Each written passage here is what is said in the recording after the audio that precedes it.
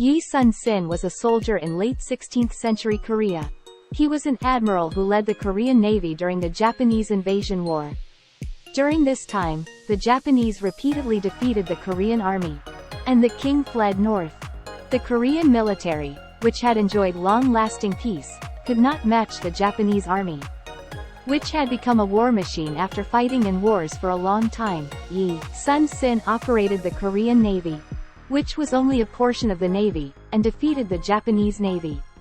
During the war, Yi Sun-sin achieved legendary status. He led 23 battles and won them all. However, he did not receive full support from the government. The king and some of his advisors were jealous of Yi Sun-sin's success and conspired against him. He was even imprisoned and tortured by the government, during which time the Korean Navy suffered a major defeat to the Japanese Navy. Shocked by this, the government sent Yi Sun-sin back to control the Korean Navy. However, there were not many soldiers, weapons, or ships left. The government ordered him to give up the navy and integrate with the army.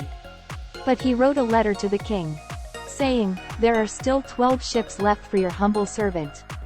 Using these ships, he engaged in battle and sank 31 Japanese warships, while damaging 133 others, and killing 5,000 Japanese soldiers. The Korean Navy only suffered 2 casualties during this battle.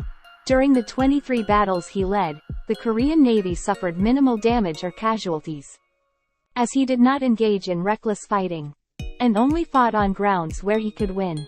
He was a brave man who loved his country and his people, as evident in the 8 volumes of personal diaries he wrote during the war.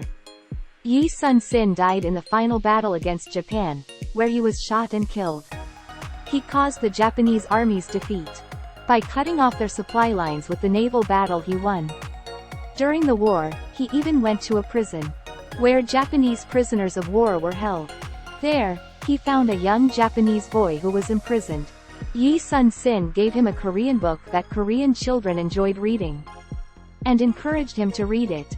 Despite being enemies and a prisoner, Yi Sun-sin seemed to have a heart for educating a young child.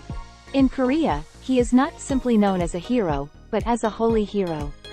This title is unique to Yi Sun-sin in Korea's thousands of years of history.